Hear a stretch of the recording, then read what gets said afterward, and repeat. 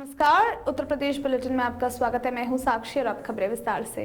Corona काल में अपनी जान जोखिम में डालकर सीमांत क्षेत्र खटीमा के पत्रकारों ने जो बेहतरीन कार्य किया है, उसके लिए आज क्षेत्रीय विधायक पुष्कर सिंह धामी द्वारा पत्रकारों को कोरोना योद्धा सम्मान से सम्मानित किया गया। इस सम्मान समारोह में जिले के एसपी दिलीप सिंह कुंवर ने भी शिरकत की। साथ ही खटीम के एसडीएम निर्मला बिष्ट, तहसीलदार यूसुफ अली सहित पुलिस क्षेत्राधिकारी व कोतवाली भी सम्मान समारोह में मौजूद रहे। विधायक पुष्कर धामी ने इस दौरान कहा कि जिस तरह कोरोना काल में पुलिस प्रशासन, सफाई कर्मी में अन्य सभी सरकारी महकमे में बेहतरीन कार्य किया था, लेकिन इस दौरान पत्रकारों को भी अहम भूमिका रही। पत्रकारों ने अपनी जान जोखिम में डालकर जिस तरह कोरोना काल में बेहतरीन कार्य किया था, लोगों का कोरोना संक्रमण को लेकर जागरूक किया, वह सराहनीय था। इसके लिए उनके मन में लंबे समय से सीमांत पत्रकारों को कोरोना काल में उनके द्वारा निभाई गई अहम भूमिका के लिए सम्मान करने की इच्छा थी। देर से ही सही, लेकिन आज पत्रकारों को कोरोना योद्धा सम्मान से सम्मानित कर वे खुद को गौरवान्वित महसूस कर रहे हैं। वहीं जिले के एसएसपी दिलीप सिंह कुंवर ने पत्रकारों को कोरोना काल में उनके बेहतरीन कार्य के लिए सम्मानित किया जाने पर कार्यक्रम को जहां शानदार बताया, वहीं पत्रकारों की भूमिका को कोरोना काल में अहम बताते हुए उनको सम्मान का असल हकदार भी बताया गया। साथ ही प्रशासन, पत्रकार व राजनीतिक शख्सियतों के बीच इस तरह कार्यक्रमों के होने से आपसी सामंजस्य को बेहतरीन होने की बात कही गई।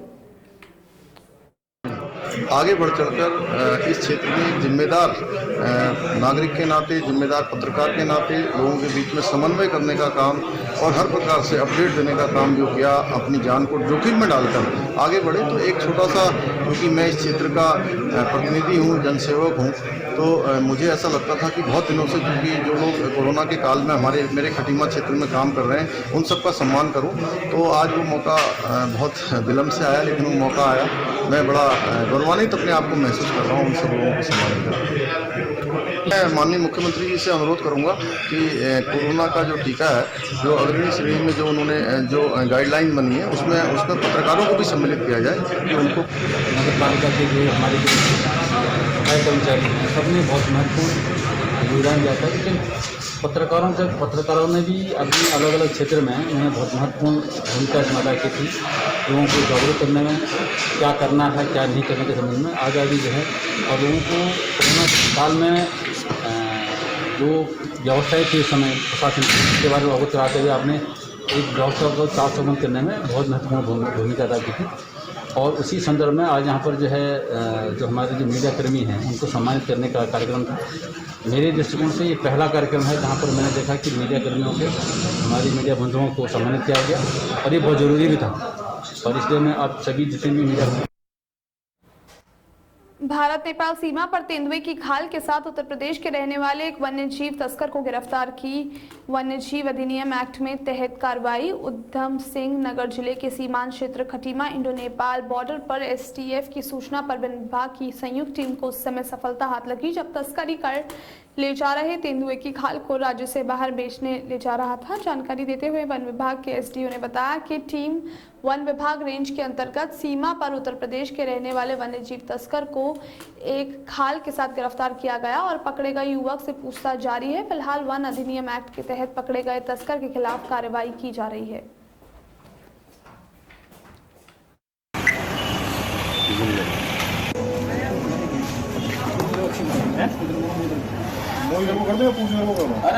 ठीक है। किए गए अभियुक्त तेंदुए की खाल के साथ गिरफ्तार किया गया है, जिसको हमने जो है खटीमा वन क्षेत्र के अंतर्गत गिरफ्तार किया हुआ टीम और एसटीएफ की टीम ने इसको गिरफ्तार किया। तो सर, युवक कहाँ का है जो पकड़ा गया? ये लखीमपुर की घटना है। सर, आगे भी जांच जारी है।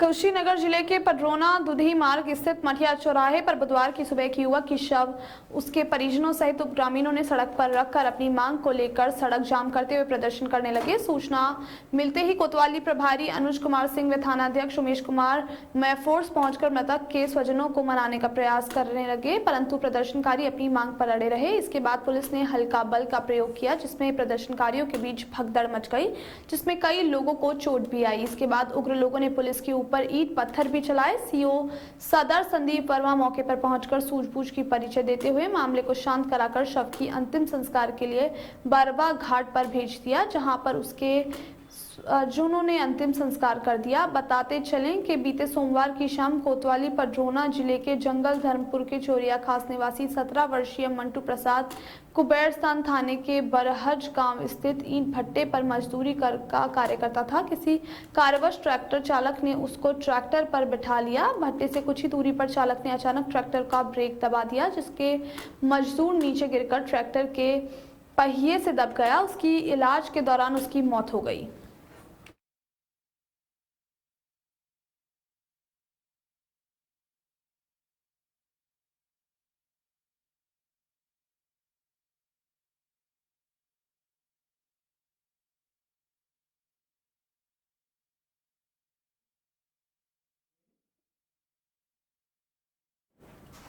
पीलीभीत के पूरनपुर थाना क्षेत्र में 2 दिन पहले हुई लूट की घटना को आज एसपी जयप्रकाश ने खुलासा कर दिया। आपको बताते चलें कि 2 दिन पहले ही पूरनपुर कस्बे में दिन दहाड़े 2 लाख रुपए की लूट हुई थी, जिसके चलते पुलिस की अत्यधिक किरकिरी हो रही थी। एसपी की कई टीमें लगातार इसको जल्द से जल्द खुलासे की बात कही थी। आज मुखबिर की सूचना पर घुंगशाई पुलिस चौकी के पास टहलते हुए पुलिस ने 2 अभियुक्तों को धर दबोचा। मनदीप व राजा नामक ये युवक पुलिस ने 77,000 रुपए नगद व दोनों के पास से अवैध तमंचा कारतूस बरामद किए हैं। इससे एक अभियुक्त मनदीप ने लूट के 1,50,000 बैंक में भी जमा करा दिए थे, जिसकी रिकवरी के लिए बैंक को एक लेटर इशू किया गया है।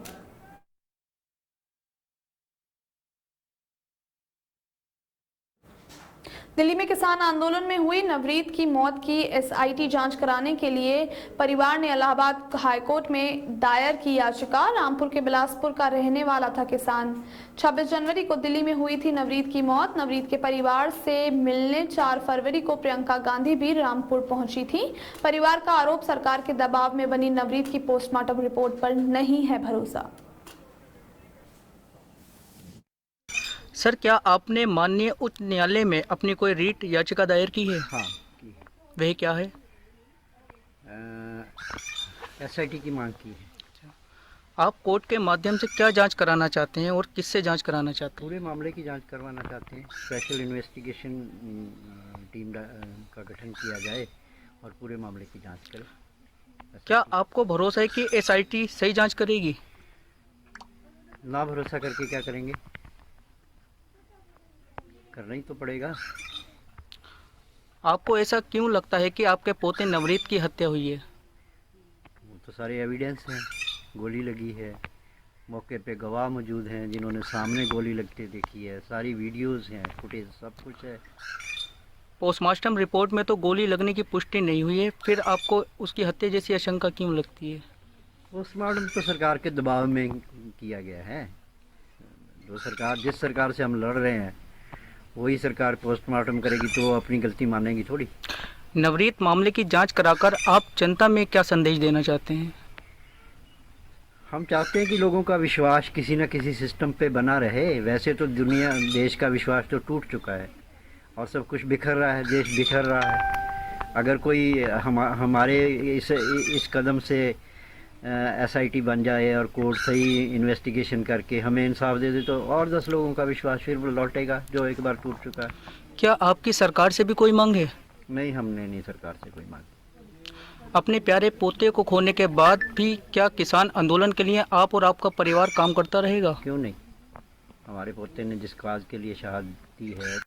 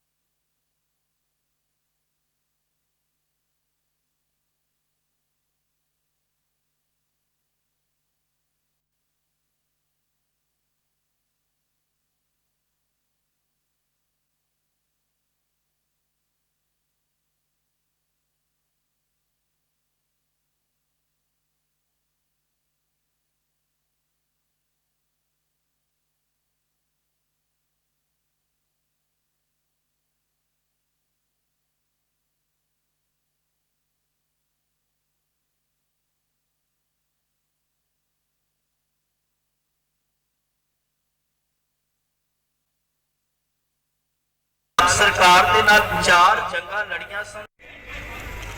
ਇਹ ਕਿਸੇ ਦਾ ਪੁੱਤ ਤੇ ਕਿਸੇ ਦਾ ਪੋਤਰਾ ਹੈ। ਇਹ ਕਿਸੇ ਨਿੱਜੀ ਕੰਮ ਵਾਸਤੇ ਨਹੀਂ ਸੀ ਗਿਆ ਉੱਥੇ ਗਾਜ਼ੀਪੁਰ।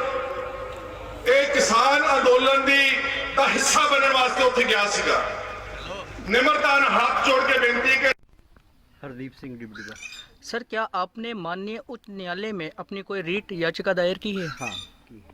वह क्या है? SIT की मांग की है।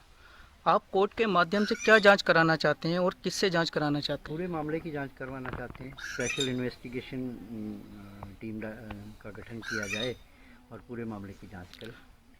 क्या आपको भरोसा है कि SIT सही जांच करेगी? ना भरोसा करके क्या करेंगे, करना ही तो पड़ेगा। आपको ऐसा क्यों लगता है कि आपके पोते नवरीत की हत्या हुई है? वो तो सारे एविडेंस हैं, गोली लगी है, मौके पे गवाह मौजूद हैं जिन्होंने सामने गोली लगते देखी है, सारी वीडियोस हैं, फुटेज सब कुछ है। पोस्टमार्टम रिपोर्ट में तो गोली लगने की पुष्टि नहीं हुई है, फिर आपको उसकी हत्या जैसी आशंका क्यों लगती है? पोस्टमार्टम तो सरकार के दबाव में किया गया है। जिस सरकार से हम लड़ रहे हैं वही सरकार पोस्टमार्टम करेगी तो वो अपनी गलती मानेगी थोड़ी। नवरीत मामले की जांच कराकर आप जनता में क्या संदेश देना चाहते हैं? हम चाहते हैं कि लोगों का विश्वास किसी न किसी सिस्टम पे बना रहे। वैसे तो देश का विश्वास तो टूट चुका है और सब कुछ बिखर रहा है, देश बिखर रहा है। अगर कोई हमारे इस कदम से SIT सिद्धार्थनगर जिले के बौसी कस्बे में लगने वाले ऐतिहासिक माघ मेले का उद्घाटन आज प्रदेश सरकार के स्वास्थ्य मंत्री जय प्रताप सिंह ने विधिवत पूजा पाठ के बाद किया। यह मेला 1 माह 5 दिन तक चलेगा। मेले की स्थापना स्वर्गीय पंडित राजेंद्र प्रसाद त्रिपाठी ने सन 1954 में किया था। तभी से मौनी अमावस्या के दिन इस माघ मेले का आयोजन होता रहा है। इस बार कोविड-19 के कारण मेले का आयोजन थोड़ा देर से किया जा रहा है।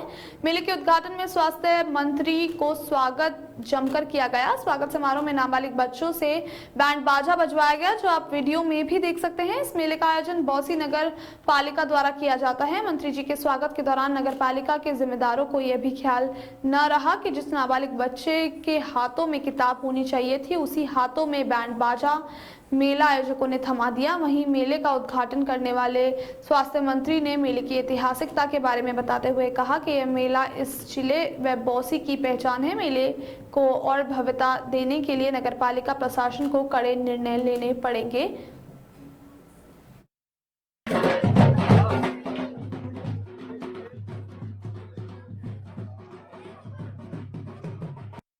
प्रताप सिंह जी के लिए हमारे बीच में हमारे चेयरमैन साहब हैं।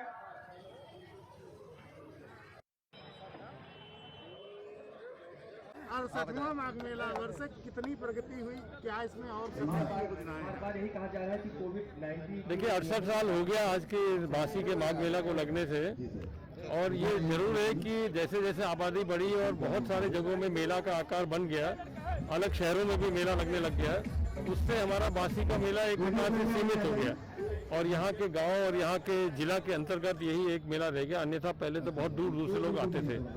तो जैसे एक सुझाव भी आया है, जैसे हमारे पूर्व सांसद आदरणीय डॉक्टर चंद्रशेखर त्रिपाठी जी ने कहा कि अब इसका समय आ गया कि जो हमारे योजनाएं होती है सरकार की, उनकी प्रदर्शनी लगना आवश्यक है, जिससे जनता को जानना भी चाहिए कि उसमें क्या क्या चीज़ें उनके फायदे के हैं, किससे उनका जीवन में उद्धार हो सकता है। ये चीज़ें का भी उनको करना चाहिए। खेल का भी कुछ न कुछ कार्यक्रम होना चाहिए। ये सारी चीज़ को पूरा उसमें उल्लेख करते हुए उसमें रखने के बाद तब इसका होना चाहिए।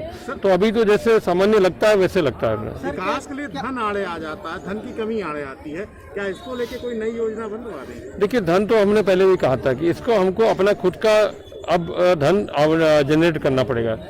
नगर पालिका का विशेष करके जिस तरह से हमारे टैक्स का सिस्टम है या जो आजकल के जो नए नियम आ रहे हैं, उसके हिसाब से हमको आय के स्रोत अपने खुद के बढ़ाने पड़ेंगे। नगर निगम तो बड़े हैं और नगर निगम ने तो अपना शेयर मार्केट की तरह अपना एक बढ़ा लिया, आगे कल चल के सभी लोग करने जा रहे हैं। नगर पालिका को सपोर्ट थोड़ा बहुत किया जाता है, परंतु अब उनको अपने पैर पर खड़ा होने के लिए अपनी व्यवस्था बनाना पड़ेगा और कुछ कठोर निर्णय लेने की आवश्यकता है, क्योंकि ये भी एक इंडिपेंडेंट चुना हुआ बॉडी होता है। सर, माघ मेले का उद्घाटन करने आप आए, आपका स्वागत समारोह नाबालिग बच्चों से बैंड बाजा बजवाया गया है। ये तो मैंने देखा।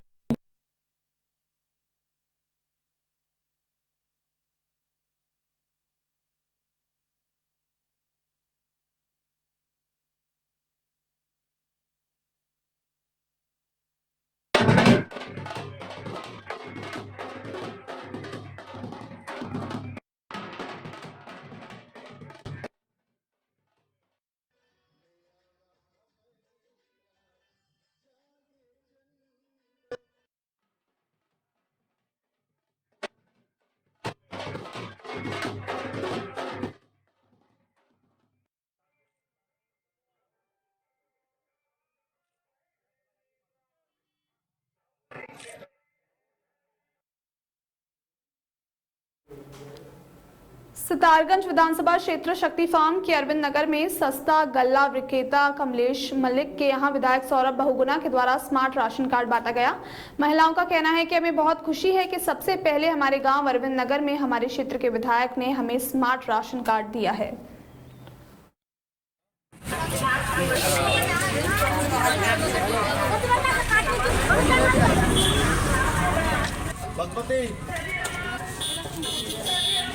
भाई क्या चल रहा है? सीना मिस्त्री मंडल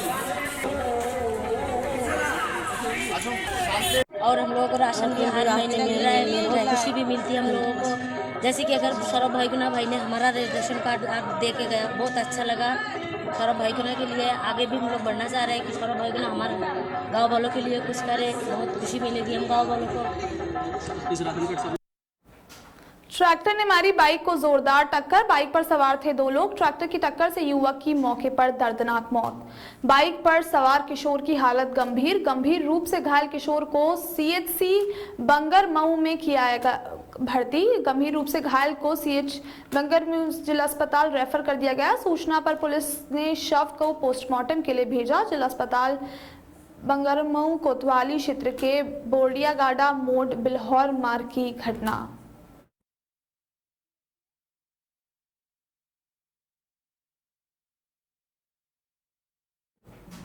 भारतीय किसान यूनियन के प्रदेश अध्यक्ष अनूप पांडे के ऊपर हमला। उत्तर प्रदेश में अपराधी खुलेआम लगातार वारदात को अंजाम दे रहे हैं। अपराधियों को उत्तर प्रदेश में शासन व प्रशासन का कोई खौफ नहीं रहा। मामला गाजीपुर बॉर्डर से वापस आ रहे मथुरा के पास देश अध्यक्ष अनूप पांडे पर जानलेवा हमला रंजिश खनन को लेकर शासन व प्रशासन से जांच की मांग। अनूप पांडे ने बताया कि कई बार जान से मारने की धमकी भी उन्हें मिल चुकी है। अपराधियों के पास तमंचे, डंडे व पत्थर मौजूद हैं। अनूप पांडे के पास गाड़ी में कई लोग मौजूद थे। सिद्धार्थनगर जिले की बौसी तहसील क्षेत्र स्थित आदर्श नगर पालिका के ऑडिटोरियम में स्वास्थ्य मंत्री जय प्रताप सिंह ने युवा प्रतिभाओं का खेल किट वितरित किया। इस कार्यक्रम का आयोजन जिला युवा कल्याण विभाग ने किया था, जिसमें युवक एवं महिला मंगल दलों को खेल के लिए प्रोत्साहित करने हेतु 10,000 रुपए की खेल किट का वितरण स्वास्थ्य मंत्री ने किया। इस अवसर पर भारी संख्या में खेल प्रेमी व क्षेत्रीय लोग मौजूद रहे। इस दौरान जिला युवा कल्याण अधिकारी राम प्रताप ने बताया कि खिसहारा, बांसी व मिठवल ब्लॉक की 133 ग्राम पंचायतों से चयनित युवाओं को 10,000 मूल्य की खेल किट वितरित की गई। प्रत्येक ग्राम पंचायत से 18 से 35 वर्ष के मध्य के 2 पुरुष व 2 महिलाओं का चयन किया गया। साथ ही अन्य ब्लॉक की ग्राम पंचायतों के चयनित सदस्यों का खेल किट प्रदान करने की योजना है।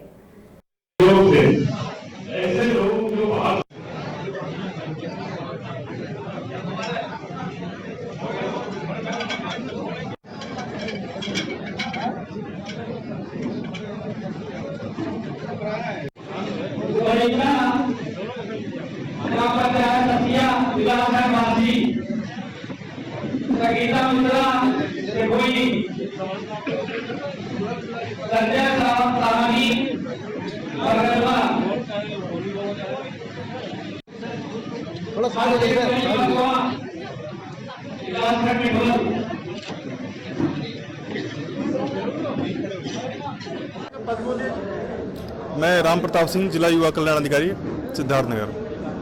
सर, क्या योजना है, किन लोगों को इसका लाभ दिया जा रहा है?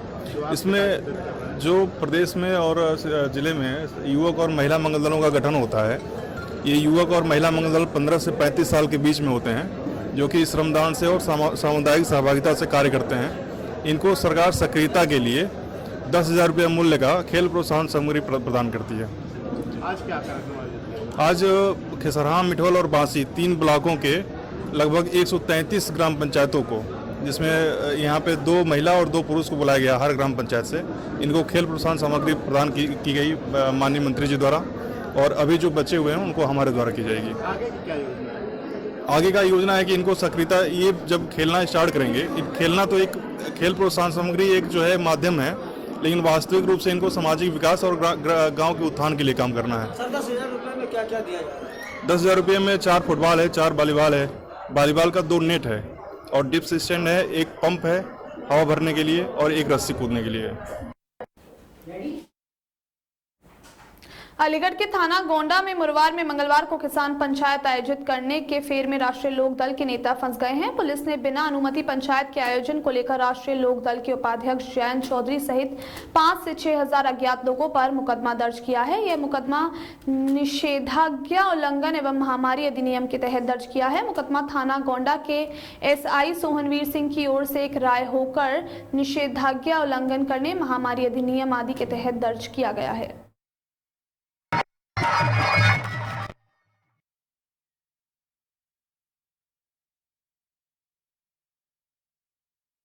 गोंडा में ये 9 तारीख को एक काफ़ी लोग इकट्ठा होकर के एक सभा किए थे जिसकी अनुमति नहीं थी। तो वो एज पर रूल उन्होंने सभा नहीं किया था और अनुमति का उल्लंघन बिना अनुमति गैर अनुमति के किया था। तो जो वर्तमान में कोविड का जो चल रहा है और 144 का उल्लंघन के संबंध में मुकदमा पंजीकृत किया गया, जिसमें 21-22 लोग नेम्ड हैं और बाकी कुछ लोग इसमें अज्ञात हैं।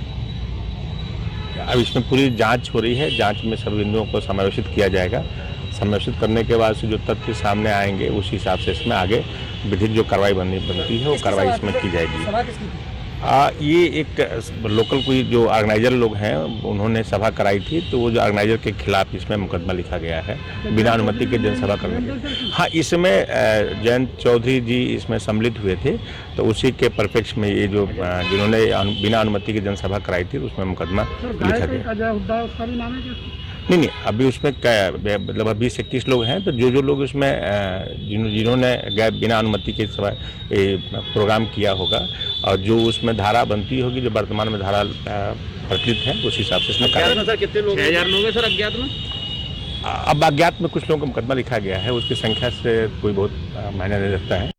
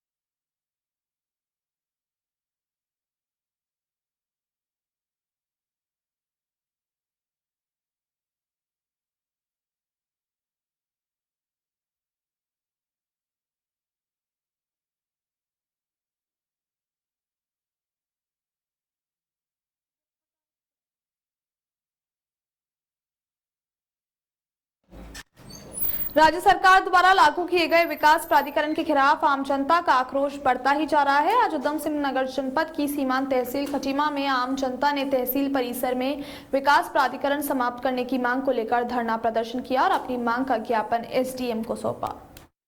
हम लोगों को ये आज मुहिम उठाना पड़ी है। हमें जो सक्षम है वो तो अपना काम करा ही लेता है, लेकिन जो असक्षम है, जो बेचारे गरीब है, उनका कौन पड़ताल है, कौन देखने वाला? उत्तराखंड का आदमी या तो नौकरी पेशा है या एक आम आदमी है, और आम आदमी अपनी जीवन भर की पूंजी इकट्ठे करके थोड़े पैसों में जमीन लेता है और उसके बाद जब मकान बनाने की शुरुआत करता है तो प्राधिकरण के लोग आकर उसके तमाम नियम कानूनों को समझाते हुए उसे परेशान करने लग जाते हैं। प्राधिकरण लोगों की सुविधाओं को ध्यान में रखते हुए बनाया गया था, लेकिन इससे लोगों को असुविधा हो रही है। सिर्फ हमारी ये मांग है कि प्राधिकरण को समाप्त करें ताकि जनता, ताकि आम लोग अपना मकान बना सकें, उसमें अपने परिवारों को लालन पालन कर सकें, छत रह सके, जिससे कि आदमी को धूप बरसात जाड़े में लाभ हो, ना कि वो हमेशा पूरी जिंदगी परेशान होता रहे, प्राधिकरण को चक्कर लगाता रहे और अपने जीवन को समाप्त कर ले। लेकिन ये प्राधिकरण